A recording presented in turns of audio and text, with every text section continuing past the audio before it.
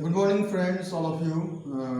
मैं आज आप लोगों को एसएससी जेई जो कि staff selection commission junior engineer है उसके बारे में मैं डिस्कशन करूंगा। ओके, तो एसएससी जेई में आपका क्या सिलेबस है, ये सारा इसका पैटर्न क्या है, मैं इसको डिस्कशन करने जा रहा हूँ। ठीक है, एसएससी जेई का जो सिलेबस है ये सारा मैं यहाँ पे डिस्कशन करूँगा। तो ये 3 ब्रांच के लिए आपका एग्जाम होता है।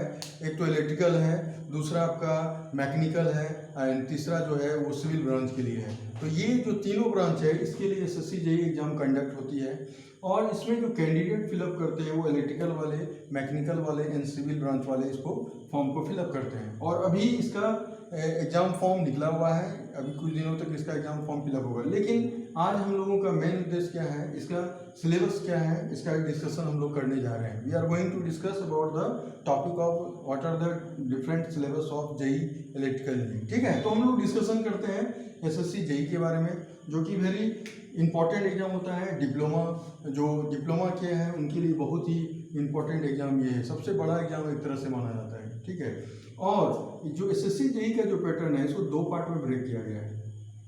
2 पार्ट में ब्रेक किया गया है। एक पेपर 1 है, ठीक है, पेपर 1 जो कि, और एक पेपर 2 है। ओके, तो पेपर 1 जो सिलेबस है वो आपका पेपर 1 में आपका 3 सेक्शन में इसको बांट दिया गया है। ऐसे एक्चुअली बोलेंगे तो 2 ही सेक्शन है, एक टेक्निकल पोर्शन है, एक नॉन टेक पोर्शन है। ठीक है, तो टेक्निकल वाले पोर्शन में आपका टेक से जो क्वेश्चन आता है, मतलब टेक्निकल पोर्शन से ये 100 क्वेश्चन है जो कि 100 मार्क्स के होते हैं, मतलब एक क्वेश्चन 1 मार्क्स का होगा। ठीक है, और इसमें अनदर जो सेक्शन है वो रीजनिंग का सेक्शन होता है, जो कि आपका 50 क्वेश्चंस पूछे जाते हैं और 50 क्वेश्चंस जो है वो 50 मार्क्स के, मतलब 1 question for each, 1 marks for each question. Okay, and last जो टर्म इसमें बन रहा है वो क्या है आपका, that is the GK term. तो जीके वाला जो पार्ट है इसमें करंट अफेयर्स, स्टैटिक जीके, आपका फिजिक्स, केमिस्ट्री, बायोलॉजी, मतलब साइंस पेपर भी इसमें इंक्लूडेड है। ओके, तो ये जो जीके वाला पोर्शन है इसमें आपका मॉडर्न मतलब करंट अफेयर्स, स्टैटिक जीके जो कि हिस्ट्री हुआ, सिविक्स हो गया, ज्योग्राफी हुआ, फिर इसमें फिजिक्स भी ऐड है, मतलब साइंस वाले पार्ट में फिजिक्स है,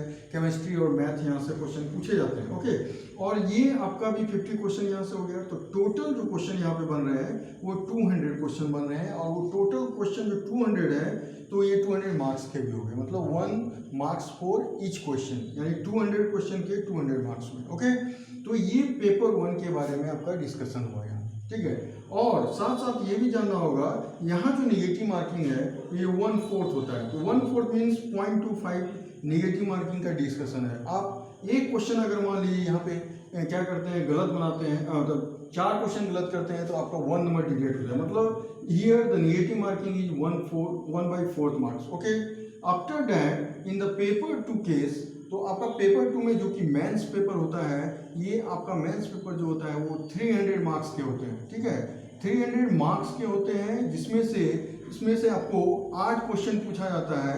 टोटल नंबर ऑफ क्वेश्चंस जो है वो 8 क्वेश्चंस है, उसमें से 5 क्वेश्चंस आपको अटेम्प्ट करने होते हैं। ठीक है, तो 5 क्वेश्चंस इसमें अटेम्प्ट करना है, तो आउट ऑफ 8 में 5 क्वेश्चंस आपको बनाने होते हैं।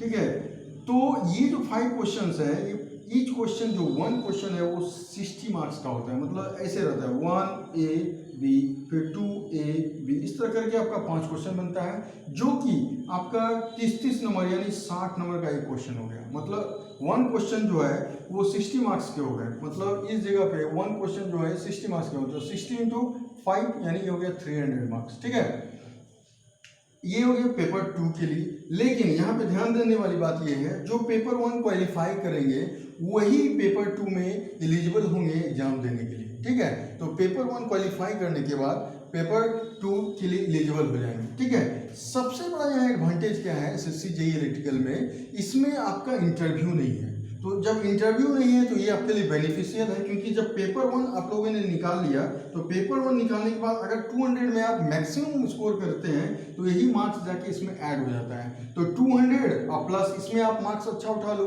50% 60% भी मार्क्स अगर इसमें उठाते हैं तो ये आपके लिए दोनों जब एडिशन होगा तभी ये फाइनल मार्क्स आपका फाइनल मेरिट लिस्ट में आएगा, तो आपके जॉब के लिए आप ये सिक्योर हो जाएगा। ठीक है, तो सबसे एक प्लस पॉइंट है इसमें आपका इंटरव्यू नहीं है। ओके, तो ये आपका एक प्लस पॉइंट हो गया। और ये एसएससी जेई जो है, जो कि गवर्नमेंट ऑफ इंडिया मतलब सेंट्रल लेवल का जॉब है, this is not the state level job, ये सेंट्रल लेवल का जॉब है। इसके तहत आपकी बहुत सारे डिपार्टमेंट में जा सकते हैं। CPWD जो होता है, CPWD, ठीक है, PWD, फिर होता है आपका MES, ठीक है। तो ये सारा डिफरेंट, पोस्ट ऑफिस भी एक डिपार्टमेंट होता है, तो ये सारे इसके थ्रू ही इसके डिपार्टमेंट में जाते हैं, जो कि 9300 आपका बेसिक ग्रेड पे होता है, बेसिक स्केल होता है, और 4200 इसमें ग्रेड पे होता है। तो सोच लीजिए कितना अच्छा एडवांटेज, आपका सैलरी लगभग में अप्रॉक्स 50,000 के लगभग में आपको कर चट के बनेगा। और अभी तो 7 पे मैट्रिक्स आ गया है, तो और कुछ ज़्यादा ही बनने वाला है। तो इसलिए ये जो एग्ज़ाम होता है डिप्लोमा वाले डिप्लोमा जो बच्चे हैं, जो कैंडिडेट हैं, उनके लिए सबसे बड़ा एग्ज़ाम है। जैसे बीटेक वालों के लिए IAS एग्ज़ाम सबसे बड़ा होता है, ये इंडियन इंजीनियरिंग सर्विसेज, उसी तरह डिप्लोमा कैंडिडेट के लिए ये सबसे बड़ा जॉब। और इस पेपर को अगर आप प्रिपेयर करते हैं सिलेबस को, तो आपका कोई भी एग्ज़ाम, जैसे RRB JEE है, आपका झारखंड जो SSC JEE है, फिर आपका अभी देखिए कुछ दिनों के बाद बिहार का भी वैकेंसी आने वाला है, बहुत ह्यूज अमाउंट में आ रहा है। 1500 नंबर ऑफ कैंडिडेट सिर्फ JEE का वैकेंसी है, जूनियर इंजीनियर इलेक्ट्रिकल के लिए, और उसके साथ साथ आपका असिस्टेंट इंजीनियर भी आ रहा है। लेकिन ये तो आपका डिप्लोमा लेवल पे बेस्ड सिलेबस है, तो ये वेरी इंपॉर्टेंट हो जाता है आपके लिए, ठीक है। तो आपका मेरिट जो बनेगा जब भी, वो पेपर 1 और पेपर 2 को एडिशन करके ही बनेगा, इसलिए वेरी इंपॉर्टेंट हो जाता है। पेपर 1 और पेपर 2 का जब कॉम्बिनेशन होगा, तो आपका फाइनल मेरिट यहाँ पे बनने वाला है, जो कि आपके मतलब फाइनल रिजल्ट के लिए तैयार हो जाएगा। फाइनल रिजल्ट के मतलब या पेपर 1 और प्लस पेपर 2, ओके, इसका मार्क्स इसमें एडिशन हो जाता है, मतलब दोनों का एडवांटेज है, ठीक है। तो यही आपका एक सिलेबस पैटर्न है, ठीक है।